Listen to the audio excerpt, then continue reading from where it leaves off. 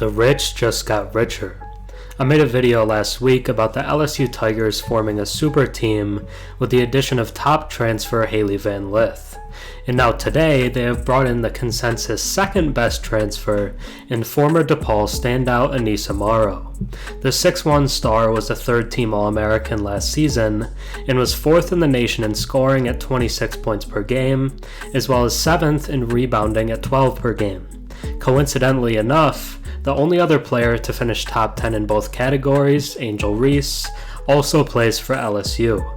With Morrow, Reese, Van Lith, and Flau'Jae Johnson, the Tigers now have 4 players that could be All-Americans, and 3 of them were last season. With the 4 stars at the top, on top of an elite recruiting class, LSU should now be overwhelming favorites to repeat as champions. Some people in my comments cast doubt on whether they were a super team in my last video, but any doubt of that should now be long gone. Aneesah Morrow just added to the super team in Baton Rouge. On paper at least, this will be one of the most talented rosters that college basketball, men's or women's, has ever seen. Now let's take a deeper look at the new LSU squad. Before we get into LSU's new super duper team, if you enjoy my content and watch a few videos of mine, think about subscribing. 96% of my viewers are actually not subscribed, so if you watched me before and enjoy the content, drop a sub and comment down below. It really helps the channel. The LSU women's basketball team continued its impressive recruiting run Friday, landing a commitment from DePaul transfer forward Aneesah Morrow. She joins the Tigers a little more than a week after former Louisville point guard Hailey Van Lith, widely considered the top available transfer, announced she would join Kim Mulkey's program. The addition of Morrow, who has 2 years of eligibility remaining, bolsters LSU's standing as the favorite to repeat as national champion next season. Van Lith is likely to replace point guard Alexis Morris, who was drafted by the WNBA's Connecticut Sun last month. Morrow will give LSU another dominant force in the front court alongside Angel Reese, the All-American who was named the most outstanding player of the NCAA tournament. The 6'1" Morrow was a third-team All-American last season, when she ranked 4th in the nation at scoring at 25.7 points per game and 7th in the nation in rebounds at 12.2 per game. She has also averaged 1.5 blocks over 2 seasons. The only other player to rank in the top 10 in both categories was Reese, who was 2nd in rebounds and 5th in scoring. Reese led the nation in double-doubles during last season with 35. Morrow, a Chicago native, ranked 3rd with 26 of them.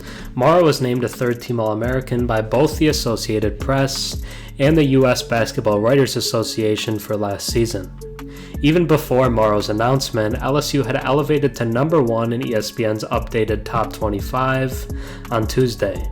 Now with Morrow, one of the nation's top scorers and rebounders the last 2 seasons, also on board, the Tigers have further strengthened their stronghold over the top spot while spurring early talk of the arrival of a college super team and a potential championship repeat. After winning the program's first national title, LSU will take the court in November, significantly more talented than we last saw it.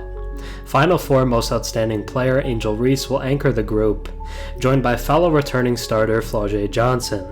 But surrounding them will be the new additions Morrow and Van Lith, as well as the top-ranked recruiting class for 2023, headlined by guard Michaela Williams, the number 2 prospect, and post player Alia Del Rosario, who's number 7.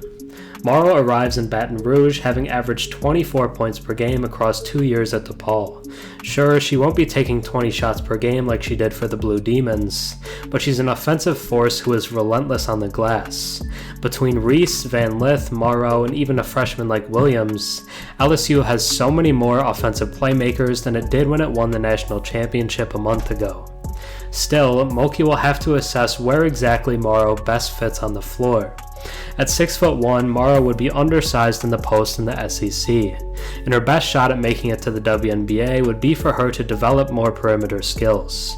Morrow told ESPN that she and Kim Mulkey have already discussed how they can take advantage of her versatility and expand her game to play more on the perimeter. She showed growth in this regard from freshman to sophomore year and can build upon that even more once she gets to campus. Winning the national championship while looking like they had so much fun doing it made the Tigers the it team to capture big-time transfers' attention this spring. And LSU's brand name across Louisiana and even nationwide has helped make NIL deals profitable for players in Baton Rouge. LSU has a lot to sell, and they know how to sell it. Considering that 8 programs account for 31 of the 41 titles in women's hoops history, we've clearly had super teams before. The difference now is how they might form. The one-time transfer exemption and allowing players to profit from their NIL are 2 seismic changes in college sports that specifically empowered student athletes.